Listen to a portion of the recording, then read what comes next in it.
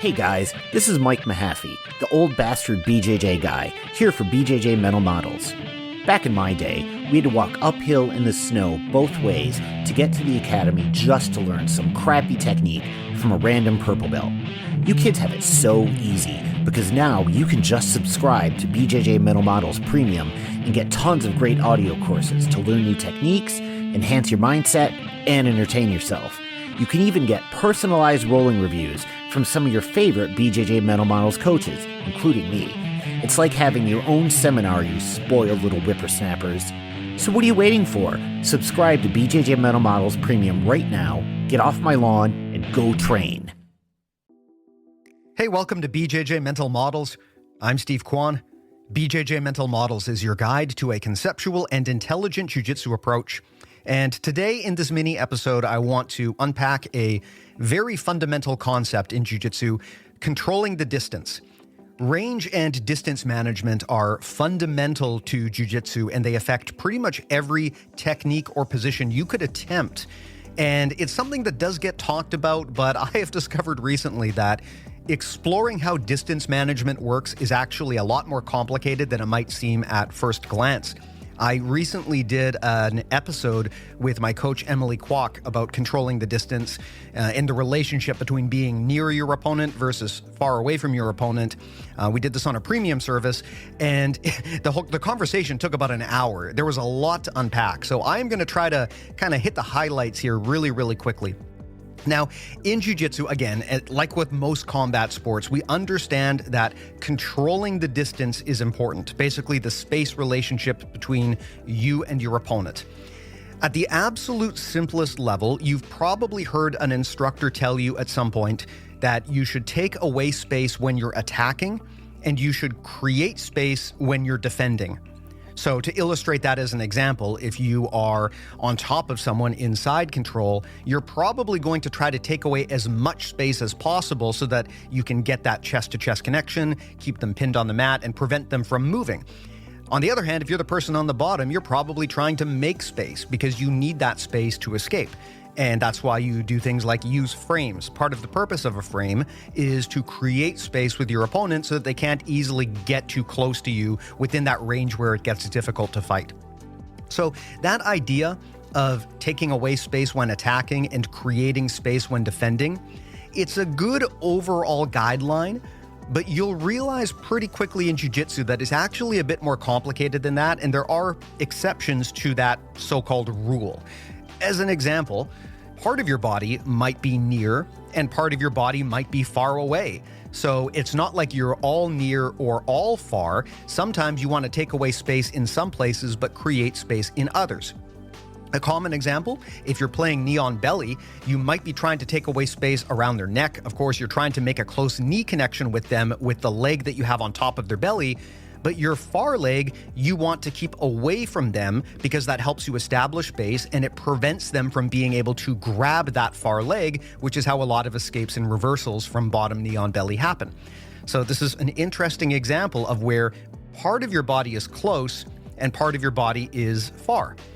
Another thing to think about, there are times when being close is good, but there's other times when it's not as universally good. There may be advantages to being a little bit farther away. The common example where this comes up is guard passing strategies. There are a lot of different ways to pass someone's guard, but we can generally break them down into 3 different ranges. You can do very close range passes, like a stack pass or an over-under pass.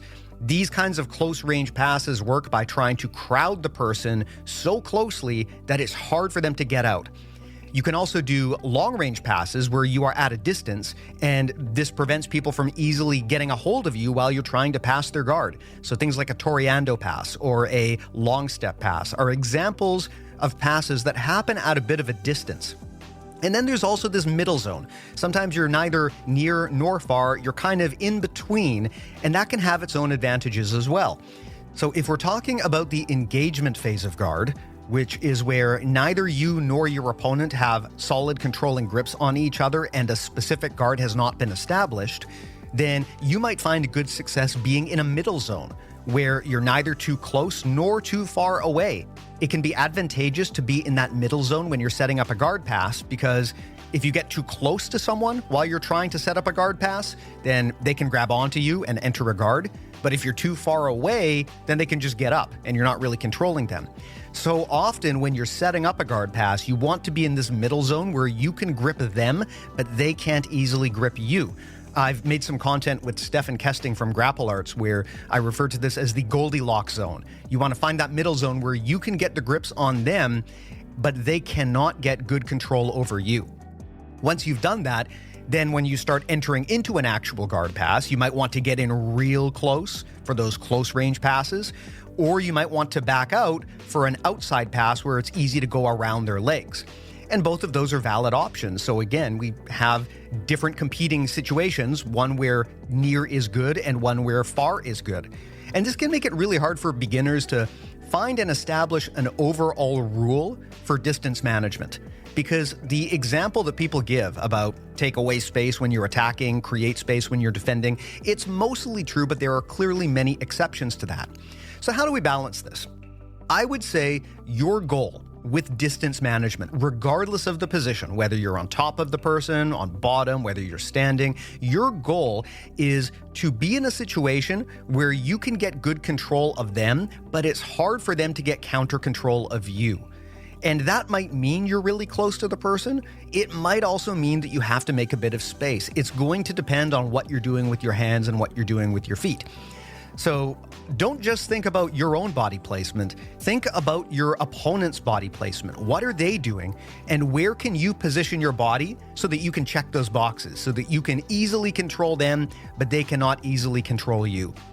In some cases, it might be good to get in real close, where you're trying to get chest to chest with them, because at that range where you're that close, it can be really hard for the person to use their arms. Or you might be trying to back out for a guard pass, because as long as you can control their legs, you can prevent them from standing up, and it might be really hard for them to grab onto you if you're at a distance. So again, no single rule for near or far, which is better, but I would say overall, your goal with distance is you want to stay in a range where you're able to control them and they're not able to control you.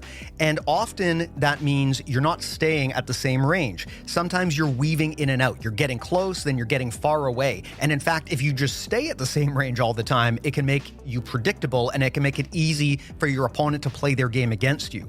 If you're a bit more unpredictable, where you are altering the range, it can open up situations where you can get at limbs that you might not otherwise be able to get at, and it can also make it very hard for your opponent to lock onto you. So I hope this is kind of a helpful explanation. Distance management is a lot more complicated than it appears at first glance. So again, just to recap this, the concept that you will often be taught as a beginner is that when you are attacking, you should take away space. When you're defending, you should create space. That is often true, but not always true. If you want to generalize this further, I would say you always want to stay at a distance where you can control them, but they cannot control you. And that might mean changing the distance, going in, out, and maybe at that Goldilocks zone in the middle. This is a really important thing for people to understand. If you have any questions about distance management, or if you want to check out that premium episode that I talked about, all of that is at bjjmentalmodels.com. Sign up for BJJ Mental Models Premium. You'll get a free 7-day trial, and you can grab that episode with me and Emily Kwok. Definitely recommend doing that. Beyond that, bjjmentalmodels.com is also where you go to get all of our free episodes of our public podcast, mini episodes like this, and the amazing BJJ Mental Models newsletter. You can sign up for all of those for free. Thanks again for listening. I hope this was helpful, and I'll see you next time.